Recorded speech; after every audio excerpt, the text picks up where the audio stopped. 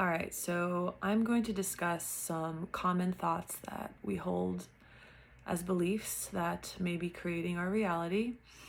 I've been working over the last, but specifically over the last week with Rohan clients. So that's where I look inside their chakras, or we look together inside the chakras, and we find deeply held beliefs that are creating the person's reality. So I'm going to highlight some of them that I find in a lot of people, some that I found in myself, how they might manifest, how they might look, and maybe it'll inspire you to start to inquire into your own experience. So the first thought is, I must be in chaos to feel. Or it could be like another iteration of that, like, if I'm not in chaos, I will fall behind. If I'm not in chaos, I will not get anything done. So that's very common. If you find yourself in chaos, if you find yourself on a hamster wheel where you're working frantically to make money, and you're one of those people maybe that's always like, oh, I just don't have any time. I just don't have any time. I'm so busy, right? But you're on kind of a hamster wheel of maybe achievement, or maybe you're always putting out fires in your life, whether it's with your family members, with your intimate partner, right? Like, you are creating chaos in your life because it's familiar to you. So if you have the belief, right, I must be in chaos to feel, what that will look like is, as soon as things get peaceful and quiet, right? So if a person grew up in chaos, that means that peace and quiet and calmness and serenity are unfamiliar to them, and those people actually get triggered by peace and calmness, and they might call it boredom. So their mind starts to speed up in a quiet, peaceful state, because on some level they believe it is not safe at all to slow down. It's almost like if they create like a whirlpool or a tornado, like that will keep them safe somehow, right? So if the thought is, I must be in chaos to feel, maybe that for you manifests as, I must have fires to put out in order to feel needed, in order to feel important, in order to feel alive, right? Maybe chaos is so familiar to you that the only feeling of movement is a movement of chaos, okay? A movement of violence, a movement of frenetic or frantic energy. And that's very common if there was a lot of turbulence in your house. As a child, I always give the analogy of, like, if you put an egg inside of a room with, hard rock music, like, eventually the little egg's gonna crack because it's too much impact, too much chaos, too much violence, right? Too much violence for that little shell to withstand. So the egg cracks, and from there we have fragmentation and oftentimes disassociation. So inquire into your own experience. Do you have something along the lines of, do you find yourself in chaos all the time? Whether it's putting out fires, whether it's endless work, whether it's never having time, basically you feel like you're being dragged on a spinning wheel somehow, whether it's by your own mind, right? Stop and ask yourself, what must I believe about myself that keeps me locked, you could say, in this room, or in this state of being, of spinning, going. Some people say, well, we unconsciously believe that the next moment is going to be better than this. But that, to me, it's not that simple, because I think of it like, it's like you're in a state of being, right? A state of being. So a state of being is like a universe in and of itself. So if you grew up in chaos, right? Like, the only thing you see, the only thing that you're familiar with is chaos. So you will create it somehow, because what we are familiar with, like familiar, we equate with God on some level. So we seek out to create it at all costs, whether it's, no matter how much it drains us, no matter, how exhausting it is. So if you find yourself doing a job you don't want to do, or spending your time and energy in a way that exhausts you, slow down and ask yourself, what do I believe about myself relative to chaos? What do I believe about it? Do I believe I need it to get me somewhere? Do I believe I need it to feel alive? Do I believe I need it to feel productive? Right? If you identify as a hero or as a savior or as a martyr, you might literally need chaos in order to feel like you have an identity, because your whole identity is connected to the chaos that you felt as a child. So that's one. And then once you find it, ask yourself, is this something that I really want to continue to live? Like, contemplate that. Like, is it true that I need chaos to get ahead? How's that working out for me? Well, it's probably draining my health. It's probably preventing me from being present with my family, friends, anybody in my life. It's probably making me reactive. So contemplate it and choose for yourself. Is that a thought you want to hold on to? And if it's not, a really easy way to do it is close your eyes and see the thought, I need chaos to get ahead, as a banner. Find where you feel it the strongest, whether it's your heart, your solar plexus. A lot of times it's the solar plexus, because the solar plexus is where is power, right? How we feel ourselves. Like in its higher octaves, it's like, our will and divine will are merged together, and we really can flow energy well, and we can be of service. But when it's not in a high octave, it will use a belief like that as a way to make it feel power. So find the thought, right?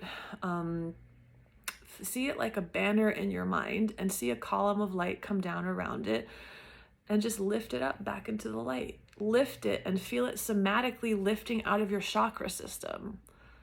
Feel it, feel the weight of it, the psychic weight of it, leaving that part of you, and send it up.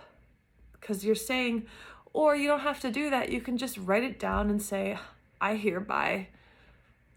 am deactivating this thought, right? That's something I think,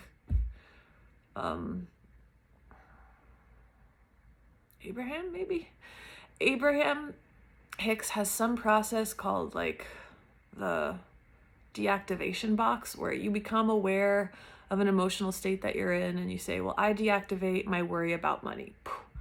You might have to do it a few times. This is more specific. This is like, you find the specific iteration of the thought that is creating your reality. You become really aware of it, maybe writing it down, maybe putting it like a motel sign or a banner in your mind, and sending it away. Deciding, no, that thought is not, I will not create with that thought anymore. So another big one is, I am responsible for my family's problems. Okay, and it's funny because, especially if you're from an Eastern or Middle Eastern background, you might think it's your karma to put up with certain stuff or to fix certain stuff for your family, and that's just a belief, right? There's no truth, there's no inherent truth to that, but it's a belief. Now, you might be guided, that might be truth. Like, you might be guided from the inside to, help your parents in some way or help a sibling. But if you have the belief that it is your responsibility to take care, and basically on some level you might believe that without my help, they will die or they won't survive. I see a lot of people toxically kind of connected to a parent at a person's expense, at the expense of their health, at the expense of their time, at the expense of their peace, because they deeply believe that it's their job to fix the family.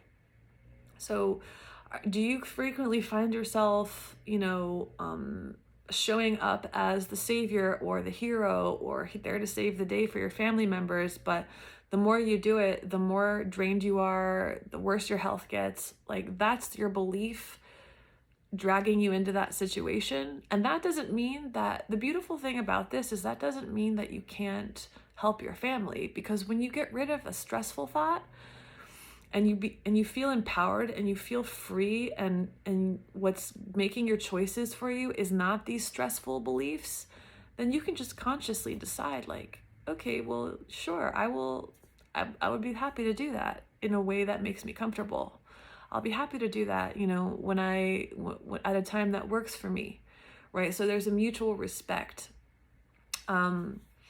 But that's very common, especially in Middle Eastern, or, many of us have had Middle Eastern past lives. So we believe it's our obligation or our karma, or it's like we can only be good little boys and girls if we basically we're driven by guilt, which it's tricky. Guilt is tricky because on some level, our mind believes that it has a huge payoff. Like, this is the religious conditioning of, well, I'm not good. I'm just plain not good unless I do this for my parents, this for my family, this for my community, unless I tithe, unless I do X, Y, and Z. And I'm not saying to not help or not tithe or not feed the homeless. I'm saying do it from a state of energy where you feel empowered and abundant, not from an obligation, because that thought will drain your energy. Okay, another big one is I must be angry to protect myself. So if you grew up in an environment that had a lot of anger, right, you on some level, and this was intelligent, right, you have to match the energy of your environment to basically not be completely overcome or overwhelmed by the environmental energy. Because you don't have a choice to leave. You don't have many choices when you're 3 years old, right? You're just in an environment. And many of us believe still to this day as adults that we have to match the energy of the environment in order to move away from it. And that's not always bad. If somebody pulls a gun out at you and you quickly disarm them, or you put them on the ground, like, that's good.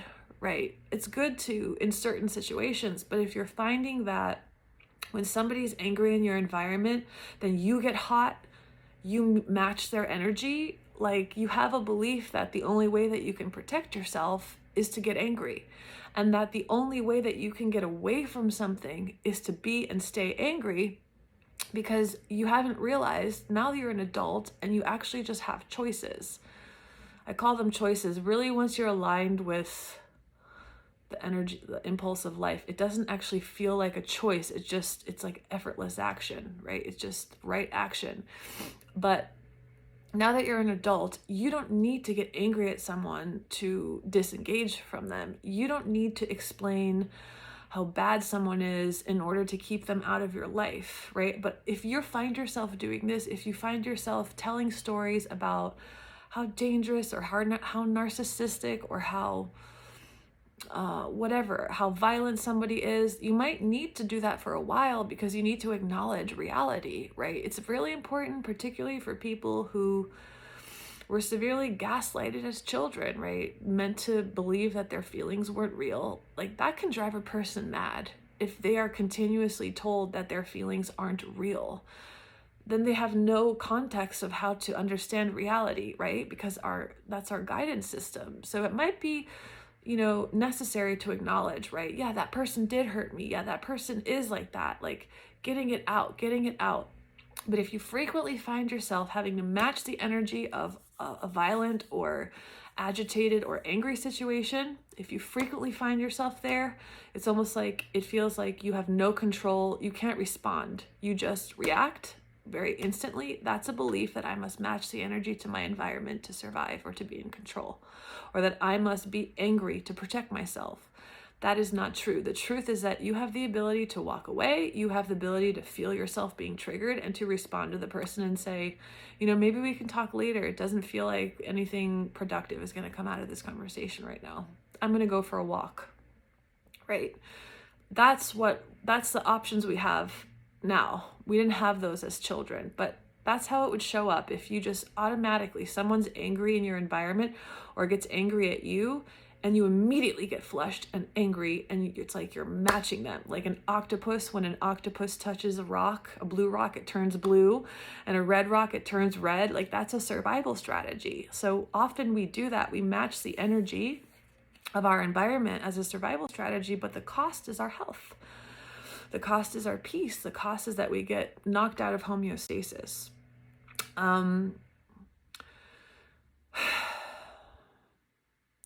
Another one, and this is kind of, there's different iterations of it, but it could be like, I'm attracted to danger.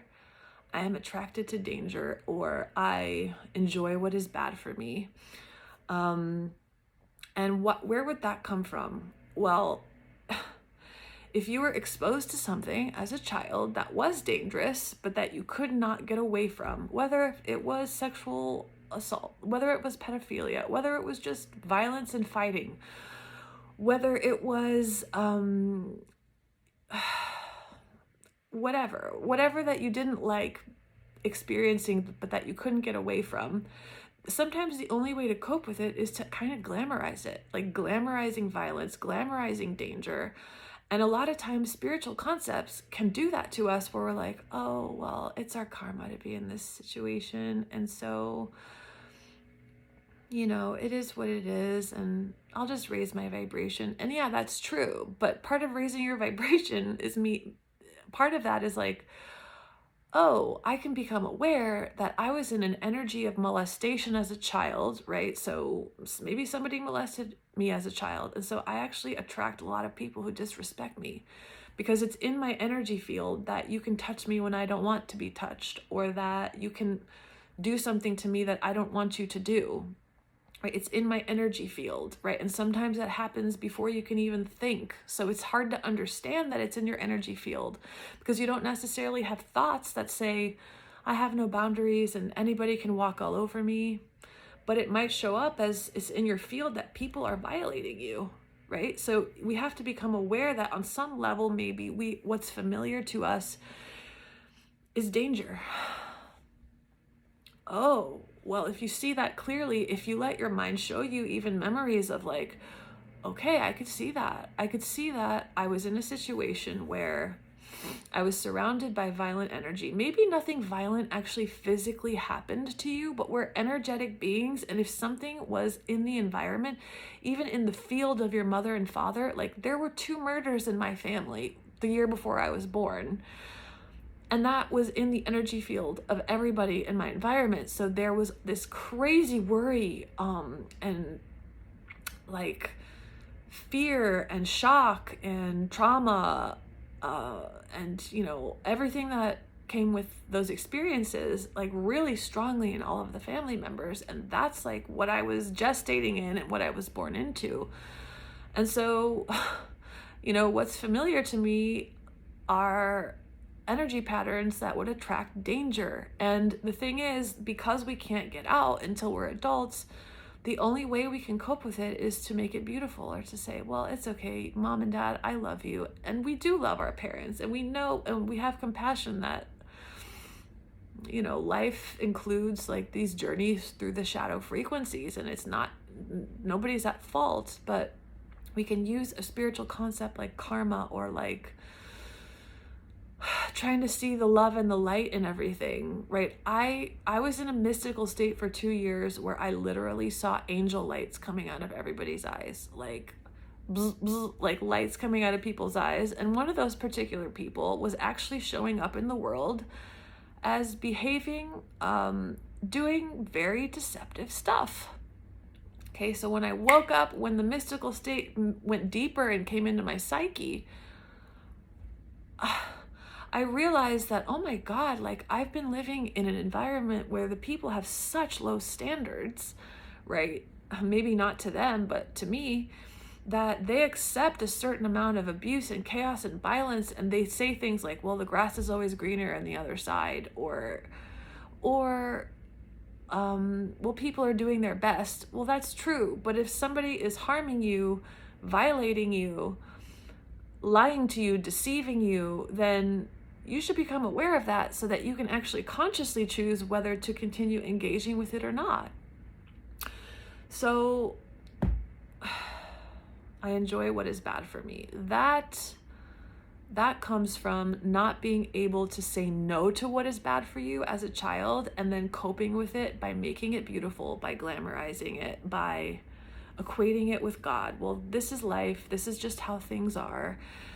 And, I have the ability to love somebody no matter what. But let me tell you something. No matter how hard you love someone, although it's true that when you're in a certain state, like I've been in situations where I could have been physically harmed very severely, and I was in a certain state of energy where that didn't happen. It got diffused. It didn't happen, right? I'm talking about physical attacks.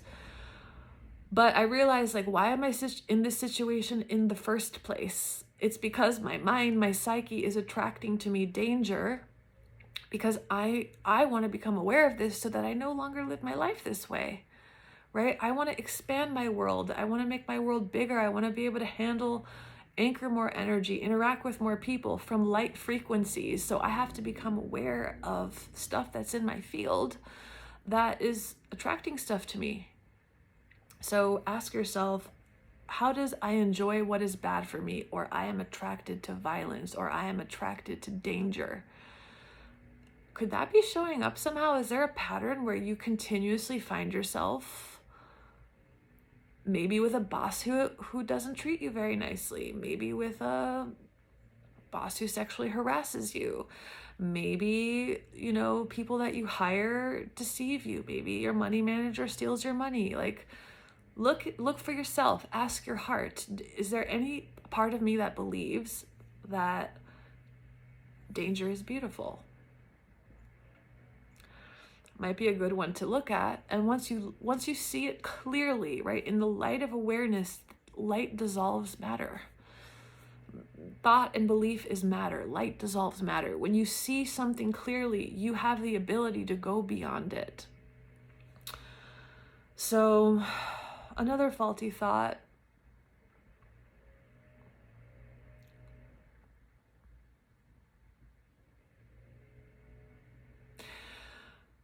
Something along the lines of, I must panic or worry in order to keep what I want in my life. Okay, so when you are perceiving that something is at stake, whether, you're in a lawsuit, or, I know a lot of people in will contests right now, right? Maybe there's property at stake. Some property or some physical thing is kind of at stake in a way, where they want ownership of it, but they're really worried that something bad's going to happen. And so there's waiting periods, right, when you go through these legal procedures. And are you in a waiting period where every second of the day is spent worrying about what could possibly go wrong, or how twisted and deceptive the opposing counsel is, or how twisted and deceptive this person is, or how unfair and unjust this is? Do you need to catastrophize and put the worst case scenario in? Maybe you're in an unknown, you don't know what you want to do in your life, and you spend so much time worrying about what could go wrong, because you have a belief that, well, if I worry, that will give me what I want somehow. If I continuously worry, I will be able to hold on to something that I'm afraid to lose, right? And it's not really about the thing you're afraid to lose. It's about your tendency to worry, and you're using the property or the property, the money, the health as a mirror to reflect to you that you have this pattern of, it's almost like, it feels like the worrying is a grasping onto, a holding onto. And so how could that show up in your life? Does that show up in your life? Do you worry incessantly about things where you do have the option to relax and let go? That's always an option, right? You can relax and let go. And newsflash, and this is not a judgment, right? This is a newsflash that I had. It's like, well, if you project the worst case scenario onto things, you're more likely to experience those things. You're more likely to. That's not always true, but because the field is what we truly are, right? It's infinite potential. You can only be aware of possibility when you aren't collapsed into one perspective. So if you're collapsed in one perspective, right? Oh my God, I'm going to lose the house. I'm going to lose the money. Everything's going to go wrong. My cancer is going to come back, right? You're collapsing all that is into one possibility, and you're giving it your incessant attention.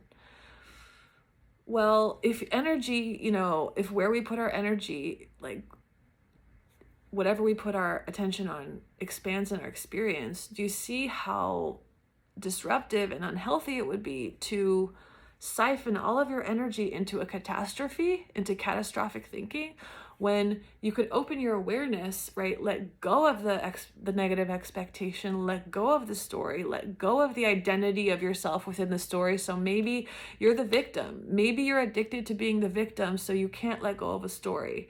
But how is that working out for you? If you're always a victim, if you always lose, if you're always recovering from something, you believe that's getting you something, whether it's attention, whether it's love, whether it's pity, whether it's other people's resources. So instead of catastrophizing a situation, right, you expand your awareness back into the reality of infinite potential, where literally as many stars as there are in the sky, right? When you are the sky full of stars, you can actually see that there's stars all over the sky, and each star is a possibility. Each star is a possibility. But we siphon all of our energy into catastrophic thinking, into worry, when it does literally nothing but kill us faster. So if you have a strong negative expectation about something, hear me out, okay? You can only be aware of possibility when you're not only aware of a negative expectation, right? If you have closed yourself off to information, to data, to possibility, which is like the field, which is the sky full of stars, and you only have a telescope on one star, you're only looking at that one star that has like a gray cloud over it, you can't see anything. The whole universe is invisible to you. Your awareness of the rest of the universe is invisible to you. So if you can learn to relax, like there's a lot of pointers about relaxation, because what keeps us stuck in addiction and in a certain state of energy is a psychic tightness, an unwillingness to let go of the attention or the resistance to something. So that's when we don't accept something, when we don't let go, when we don't give up stories, when we perpetuate our state of stressful energy by continuing to give our attention to it. We literally collapse the universe into a worst case scenario. Open your energy, use visuals, visualize the whole sky full of stars, and realize that each one of those stars is a possibility. And replace that thought with a new thought, like the universe is infinite, intelligence is infinite. There are solutions there are win-wins. In every scenario, there are win-wins. So those are some of the faulty thoughts, some of the thoughts that I find in clients that tend to have pretty negative consequences. So I'll do more about this because I'm doing a lot of that work now, and I'm sure I'll be inspired as I continue to mine through people's chakras, and I'll share them with you so that you can inquire for yourself if these are creating your reality. So, okay, that's it for today. I hope you have a beautiful day.